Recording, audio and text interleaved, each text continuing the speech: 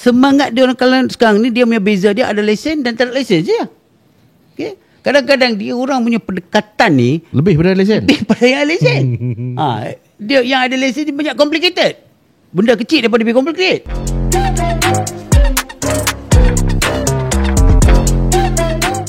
Okey, kita kembali semula untuk segmen yang kedua, Sembang. Kita minggu lepas kita nak simpan pasal bola, tapi dengan tularnya isu jurulatih ni, saya rasa macam kita terpanggil, Mike. Apa nasib jurulatih Malaysia? Dan kita bawa Datuk Richard sekali, penganalisis bola sepak dan juga bekas. Datuk pun ada lesen. Lesen apa tu? Lesen A. A? Ya. Oh, lesen A. Itu lesen AFM tu AFC FM. Ambil di mana tu? Ambil di mana masa tu? Masa ambil di Malaysia. Malaysia. A ya, no? A. Diploma A. Oh. A saja. Dalam lingkungan 1,000 orang tu lah yang ada lesen. Syak tu. Payah nak dapat tu. Ya, dan diploma psikologi sukan. Oh, diploma psikologi sukan. You are university? UPM. I see. Oh, psikologi tu. Lah, betul. Tak bagus, patut susah nak tackle dia. Dia psycho. Kita praktikkan apa kita buat. Okey. Kita bukan hebat. Tanya. Dan siapa insan yang kerdil juga kita ni. Okey, Tok, Persatuan Jurulatih Malaysia sekali lagi kredibilitinya dicabar. Ya. Apa peranan dia? Dan orang kata benda tu seakan sama bila kita cakap tentang bola sepak, pemain jurulatih. Pemain ada dia punya persatuannya sendiri. Bukan antaranya lah PFM lah. Saya nampak cukup dia memainkan peranan yang tersendiri lah dalam membela nasib. Patut buat lah. Patut buat sebegitulah. Dalam persatuan jurulatih ni seakan sepi, sunyi. Macam ada je logo tu kat situ, just renew saja keahlian macam tu. Datuk tengok macam mana situasi tu? Itu satu. Makin lama jurulatih dipandang bukankah hina? Tak penting pun tak apa. Itu yang persepsi orang. Ya. Selagi you wujud dan tak wujud lah. Ya. Ada tapi macam tak ada. Okay? Baguslah bandingan yang kita buat dengan PFM. Saya cukup kadang-kadang dengan Nizam dan juga saya duduk bersembang juga dengan Syukur dan sebagainya. Saya kata mereka ni lebih kepada professional punya approach. Okay? Dia punya sistem, dia ada peguang untuk dirujuk. Sistem mereka dia berluas because dia orang Fit Pro yang sponsor mereka kan dan sebagainya kan. Bermakna pendedahan mereka di mana? Baru-baru ni dia pergi South Johannesburg. Baru ni dia pergi untuk conference dan sebagainya.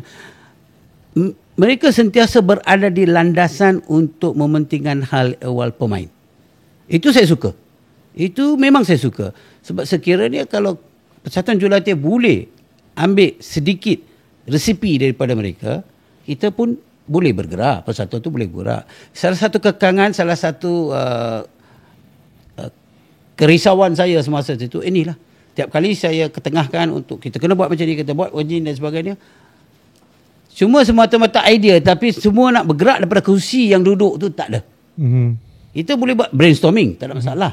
Tapi berbanyak-banyak kali brainstorming. Tapi brain tu jam. Bukan jam, buat jam. So, tak mau gerak ke hadapan. Saya rasa bagi yang generasi muda lah untuk menerajui Persatuan Jurulatih. Sebab saya rasa macam youth coaches kalau diberi tugas untuk ni, mereka lebih berdinamik. Kerana bola sepak moden ni dia bergerak cepat. Dia tak boleh cerita pasal zaman batu dulu lah. Oh kami macam ni, kami macam tu. Zaman saya dulu. Zaman saya. Ayat ni kira memang zaman saya, zaman awak dah habis. Nak bergerak ke hadapan, ini jurulatih remaja. Young coaches coming up. Baru-baru ni Nizam Jamil came up. Oh, dia buka dulu nama tu. Sebab dia di kalangan jurulatih yang buat apa Persatuan Jurulatih buat. By right hari ni jadi besok sudah bertindak. Nafuzi. Yusri cek lah pada satu ketika. Besok sudah start. Kenapa benda ni berlaku? Tolong mohon pencerahan. Ada siapa keluar dalam surat khabar? Tak ada. Ada siapa-siapa hantar surat secara rasmi kepada persatuan-persatuan mohon pencerahan hari ini jurulatih saya jadi mangsa hari ini. Tak ada. Dia pun jurulatih tu kena cari solusi sendiri. Cari peguam, jadi mana-mana bahan rujukan. Dia tahu persatuan jurulatih datang pun tak boleh buat apa. Apa boleh buat? Tunggulah. Ini You buat ni, you kena ada straight punya. Tapi takkanlah tak ada tu. Takkan tak ada satu inisiatif yang saya rasa is a compulsory. Dalam persatuan is a compulsory. Benda ni jadi, kita ambil contoh SAM lah, bukan nak angkat. Ya. Baru-baru ni ada satu insiden di stadium yang menyaksikan salah seorang ahli SAM, bukan salah seorang, sekumpulan ahli SAM diherdik dengan kata-kata kesat. Malah phone dirampas. So kita ambil tindakan tu. The next day we hantar satu letter. Kanannya persatuan. Macam tu lah. Fungsi persatuan. Saya ambil intention tu lah. Betul lah. Tapi tu mungkin yang sukarnya adalah orang yang dalam tampuk kepimpinan tu ada kepentingan. Maksudnya dia masih aktif lagi dalam bersama pasukan. Compare dengan PFAM. PFAM ni dah kira bekas pemain. Yes. Kan? Yes. Dia tahu. Kita ambil Safi Salih. Ya. Izham Sekjen bukan pemain.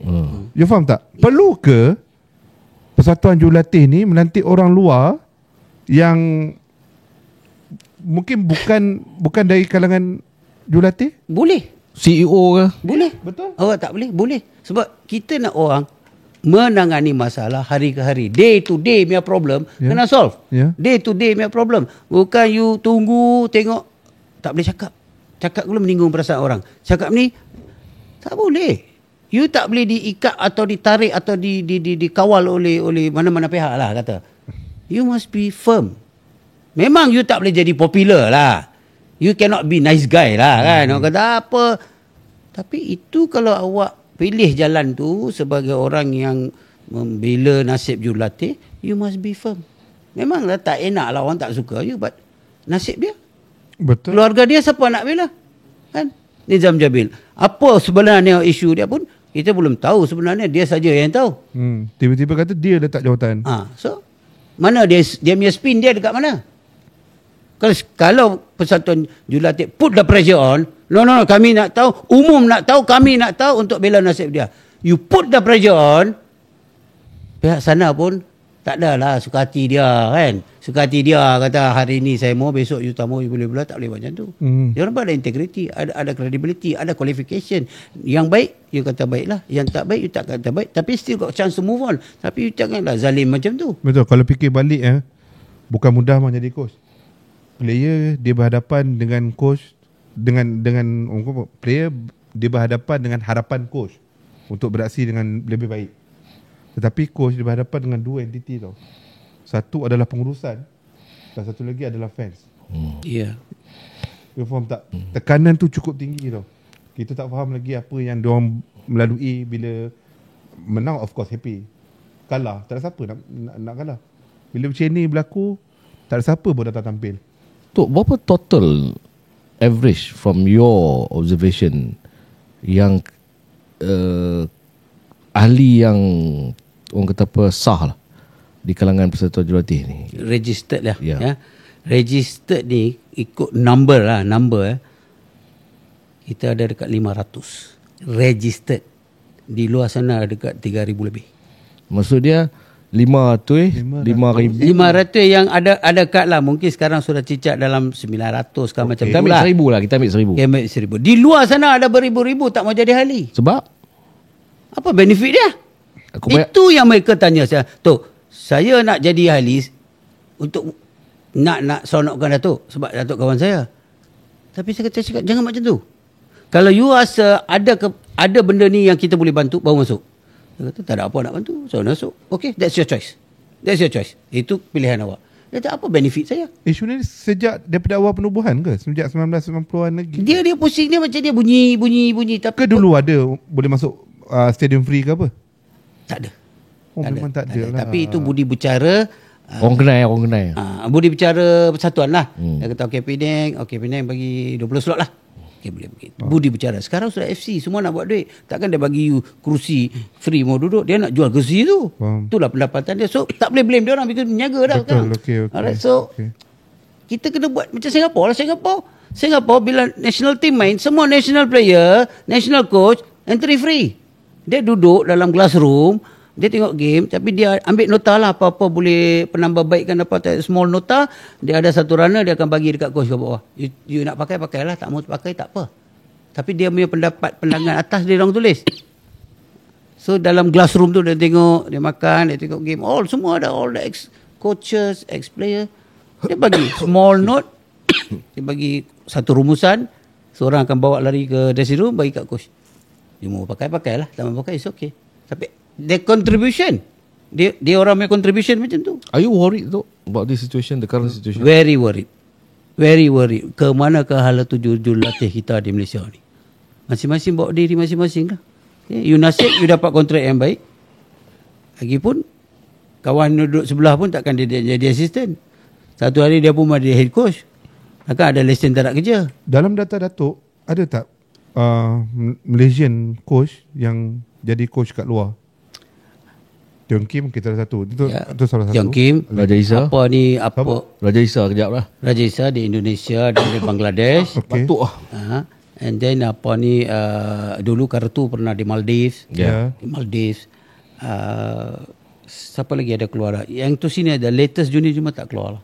Yang you pergi untuk Vietnam League, kita punya goalkeeper coach lah. Azmin dia keluar. Kita punya physical trainer Masyidi ada keluar.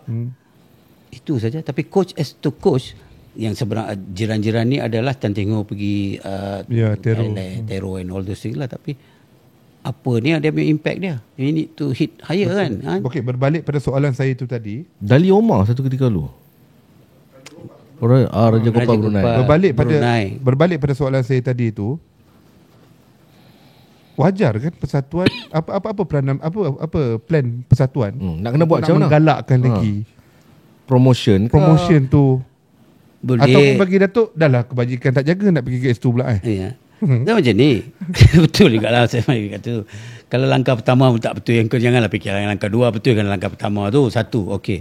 Tapi kata nak drive the wagon, bagi saya yang sedia ada dalam exco dan sebagainya, dia orang dah memang deadwood. Tak boleh maju ke depan. You nak maju, you letak yang mudah. The young coaches, yang PFM, semua ni ada lesen. Dia orang pun boleh menjawab jawatan dalam itu. Mereka ni boleh drive the wagon. Bukan young. Kita ada yang dinamik, boleh bergerak, sentiasa nak buat something. Sini hal ehwal untuk junior coaches tak ambil kira langsung. Tapi tak ada yang lama, tak ada yang baru. Betul, lama yang dinamik lah. Lama pun kita kata semua tak bagus. Lama yang dinamik, yang boleh maju ke hadapan dan sentiasa berada di adus perdana, sentiasa ingin nak ubah daripada bukan komputer boleh buat komputer, daripada sebagainya kena ada di landasan yang adus perdana lah. Susah, Mike. Saya sembang dengan kawan-kawan yang ambil lesen. Susah. Kena hak yang tak kerti komputer. Nak belajar komputer lagi. Lepas tu nak kena present. Dahsyat macam ni. Bukan mudah ha. Dia diploma. Dia diploma. Dia bukan mudah, Mike. Dia macam masuk kelas. Ada yang pi putih balik. Kita buat kursus pun sama, sebab kita kena maintain dia penanda arah dia. Tahun ni kita buat kursus. Tengok muka pun boleh tahu. Tak payah cakap you pergi kursus, tengok muka boleh tahu. Ini balik kursus. Sama, because the hours yang kita cover tu nak raise the bar. This is the penanda arah. Dia orang start 6.45 pagi. Dia pun boleh tidur balik, sebenarnya dapat tidur ni dalam pukul 2, 1 pagi saja. Sebab dia kena prepare. Hari ni buat, balik kuliah prepare untuk besok. So you kena main dengan masa. You play with time. This is professional. Ya. Tok, bagi pandangan Datuk, apa kelemahan coach Malaysia untuk kita nak keluar daripada Malaysia ni? Satu, kena berani lah. Kena berani dan mesti ada. Diorang tak berani ke sekarang ni? Saya rasa mereka nak semua ni main safe lah. Play safe. Nak tinggalkan family, nak pergi. Bukan semua lah. Dia nak bergerak ke satu tempat, ke satu. Saya nak comfort zone tu dah ada dah. Nak tinggalkan family, nak bawa family. Itu salah satu kekangan yang kecil lah. Tapi bagi keseluruhan itu bukan alasan dia. Okay. Kalau you nak meningkatkan ilmu di mana jua pun, sudut dunia pun, you kena gerak lah untuk menimba ilmu. Betul. Tapi orang yang berani keluar tu, dia benefit lah. Tapi dia benefit, dia balik ni, Malaysia dia ada pasaran ke? Orang nak guna hikmat dia ke? Mungkin balik dia tak ada kerja. Di luar ada kerja. Orang lebih menghargai awak di luar daripada di dalam. So kadang-kadang yang di dalam domestik pun dah ada lesen, tak ada tim dan sebagainya. Lama-lama mereka frust dengan senario bola sepak dan sebagainya.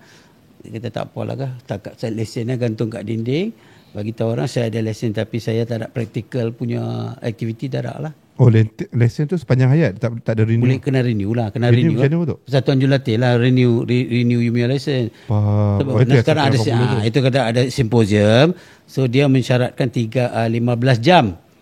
Simposium tu. Simposium. So dia kira dia bagi you 3 tahun.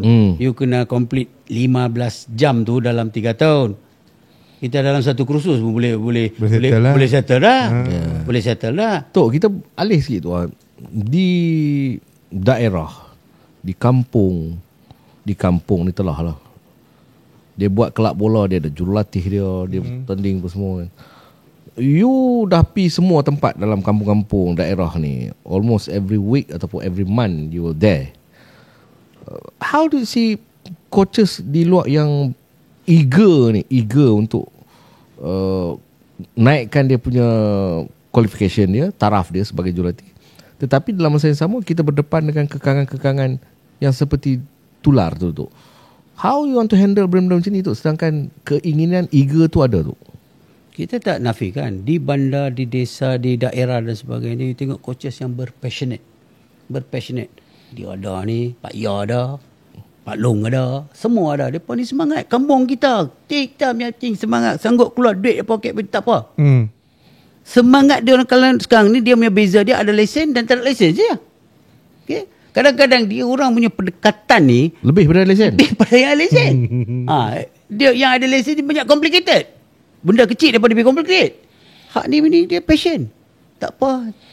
Dia punya sentimen lain. Kalah pun boleh terima. Bukan nak duduk pening kepala, tak apa. Dia bagi simple-simple saja. Saya pernah masuk daerah dan sebagainya, kata ada satu coach dia produce team untuk Penang contoh, tapi dia tak ada lesen, tapi dia berjaya. Dia punya kelab ada. Ni kita punya Mickey pun dia berkelab tu juga. Sundram lah, coach Sundram. Saya kata saya puji dia, very old man, tapi sekarang bagus jugalah. Anugerah apa ni, TYT punya birthday dia. Penang punya ni Penang bagi dia Datuk. Dia dapat Datuk. Tapi dia lah. Dia tak kisah orang, dia buat dia. Dia lah. Dia. Hari tu Mickey pun pergi jumpa dia dulu. Siapa tu? Orang-orang macam ni lah. Sebab saya tanya tu sebab heroes lah. Sebab saya tanya tu sebab macam mana nak kata sedangkan lambakan jurulatih ni semakin hari angka dia semakin meningkat. Ya. Betul. Dalam masa yang dalam masa yang sama, badan induk yang menyelaraskan perkembangan perjalanan jurulatih ni, dia jadi tak berapa best lah bila isu-isu timbul, suara hati daripada jurulatih-jurulatih ni. Saya rasa perlukan pendekatan yang segera untuk memastikan bahawa full stop. Itu tengok jurulatih luar yang berhikmat di sini sudah melambatkan. Player sudah melambatkan. Okeylah player tu dah enak, tapi jurulatih kenapa you nak bagi laluan untuk mereka? Bukan kata dia orang pun cari makan sini, tapi di samping kita pun lambat. Jurulatih yang berlesen tak ada tugas. You pergi engage dia orang. Dia orang datang dan pergi passion tak. Dia datang untuk buat dia. Kalau dia kenapa datang Malaysia? Dia tak boleh cari makan di sana baru main sini. Dia cari lubuk lah. Topik ni best. Tapi kita rehat sekejap. Dah makin orang kata. Datuk marah siapa? Saya tak marah. Saya mengeluhkan perasaan saya. Yang membuat-buat ni. Lebih kurang macam tu membuat. Okey, kita rehat. Nanti kita akan kembali dengan segmen yang seterusnya. Sama Sembang Podcast. Jumpa sekejap lagi.